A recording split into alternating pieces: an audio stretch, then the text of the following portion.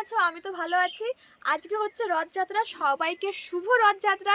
সবাই ভালোভাবে আজকের দিনটা কাটাও। আমরাও আজকে বাজারে যাচ্ছি, রাস্তার মাঝখানে দাঁড়িয়ে রয়েছে। এই মেঘটা দেখে আমি এখানে দাঁড়ালাম, ভাবলাম এখান থেকে ইন্ট্রো ভিডিও শ্যুট করি। তো এখান থেকে শুরু করছি।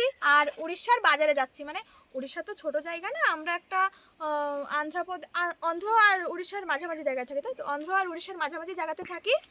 তো সেখানের ভিউ এটা, আর রাস্তা প্রচণ্ড খারাপ, দেখে নাও। চলো তোমরা ব্লগটা দেখতে থাকো।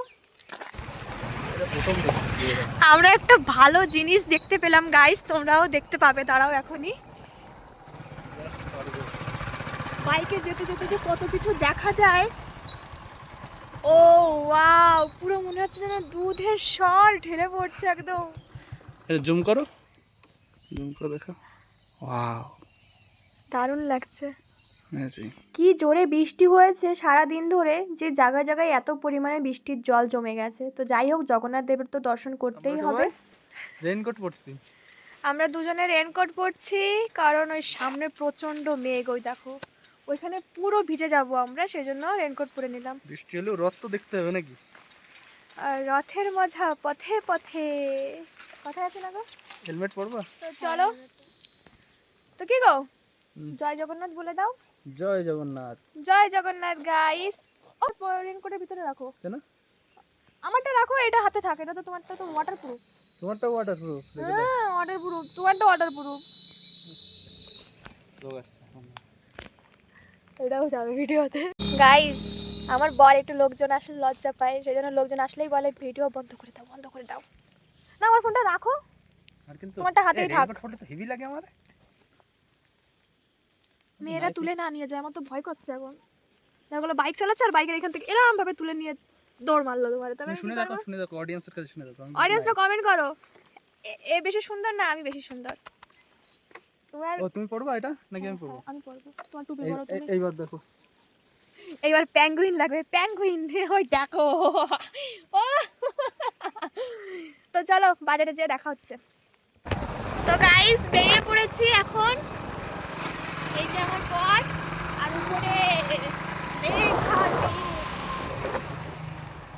রাস্তাটা কিন্তু সেই লাগছে দেখতে। বাজারে এসেই ওই দূরে আমরা রথ দেখতে পাচ্ছি। আস্তে আস্তে এগোচ্ছি সামনের দিকে, কারণ মানুষের প্রচণ্ড ভিড়। গাড়িটা আলাদা জায়গায় পার্কিং করে তারপর রথের সামনে চলে এলাম।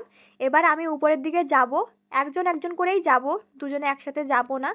তো আমি উপরে চলে গেলাম, আর ভগবানের দর্শনটা খুব সুন্দরভাবে করলাম। জগন্নাথের খুব সুন্দর ছিল। তারপর আমার বর গেল, বড় ভগবানের দর্শন করে দক্ষিণা দিয়ে হাতে করে প্রসাদ নিয়ে এসেছিল। এবার একটু মেলা ঘুরবো, তারপর মামার বাড়ি রওনা দেবো। আর হ্যাঁ, আমাদের এই যে এই প্রসাদটা দিয়েছিল, মনে হয় মুগ ডাল ভিজিয়ে রাখা প্রসাদ এটা। আর একটা জিনিস কি জানো তো, আমি ভেবেছিলাম উড়িষ্যার রথ যেহেতু সব জায়গায় খাজা গজা এগুলোই দেখতে পাবো, বাট কোথাও খাজা ছিল না গাইস, ছোলা আর মটরের দোকানে ছিল, তো সেটা কিনে নিলাম। তারপর আর একটু রথের ভিউটা দেখে নিয়ে চলে এলাম হচ্ছে কসমেটিকের দোকানে। এখানে এমনভাবে এরকমভাবে লাইন লাইন করে দোকান ছিল, অনেকগুলো দোকান ছিল। তো আমি একটা দোকান থেকে কটা ক্লিপ টিলিপ টিপ এইসব কিনে নিলাম, সাথে একটা আংটিও কিনেছি। ভেবেছিলাম একটু ফুচকা বা অন্য কিছু খাবো, বাট এত ভিড় ছিল পুরো মেলায়, তো কোথাও দাঁড়াতেই পারিনি। আর ওদিকে মামার বাড়িও যেতে হবে, প্রচণ্ড লেট হয়ে যাবে, সেই জন্য ওখান থেকে তারপর বেরিয়ে পড়লাম। গাইস আমরা এখনো রাস্তায়, সন্ধ্যা হয়ে গেছে, আমরা এখনো পৌঁছাইনি মামার বাড়ি। ক ঘন্টা হয়ে গেছে গো? 1-1.5 ঘন্টা হয়ে গেছে গাড়ির উপরেই। আর মাঝে দাঁড়িয়ে রথের একটু ভগবানের দর্শন করে আসলাম। আর এখনো কতক্ষণ লাগবে? এখনো আধা ঘন্টা লাগবে, আর বৃষ্টি হয়েই যাচ্ছে, ছিটেফোঁটা বৃষ্টি হচ্ছে। তো চলো যাওয়া যাক। পুরো ফাঁকা রাস্তা গাইস, না গাড়ি ঘোড়া না কিছু। আর একটু পরে বেশি অন্ধকার হয়ে যাবে, তখন আরো ভয় লাগবে। 2000 years later. তো এখন এসে পৌঁছালাম সৌরা মামার বাড়ি। এখানে সৌরা মামা মশলা কষাচ্ছিল, আর এখানে ভাত চাপিয়ে দিয়েছে, আর এদিকে যে সব সবজি, ফ্রাইড রাইসের সবজি কেটে রেখেছে। এইখান থেকে আমি স্টার্ট করলাম রান্না। আজকে আমার রান্নার কথা ছিল, কিন্তু আসতে দেরি হয়ে গেছে, এই জন্য মামা সব চাপিয়ে দিয়েছে। মানে মশলাটা সব কষানো শুরু, খালি আমি একটু খুন্তি নাড়বো ব্যাস। আর এই যে আরেকজন এসেছে মামি, এনারও ইউটিউব চ্যানেল আছে, আমি ওপেন করে দিয়েছি ভিডিও করে। তো চলো আমি রান্না টান্না করে নিই, তারপর তোমাদের সাথে দেখা করছি।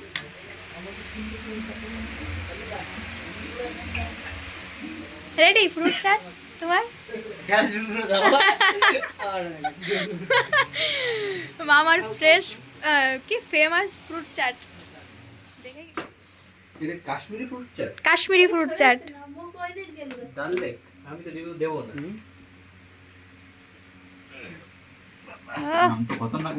আরে ডাল লেক আম সুন্দর না?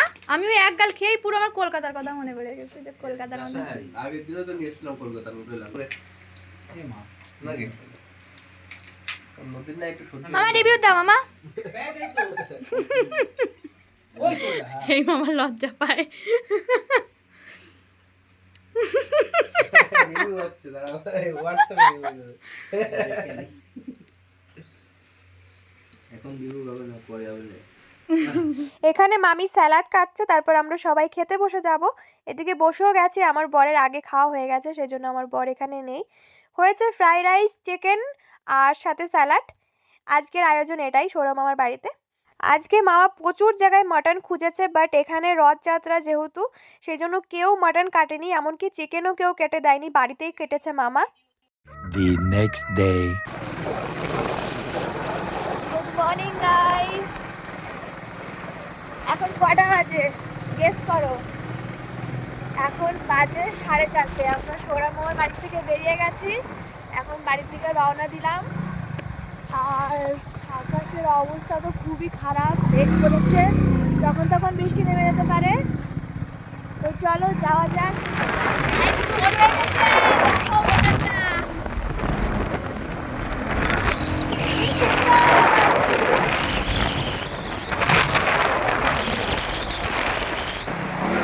Guys, আমাদের এখানে ভিউটা দেখো।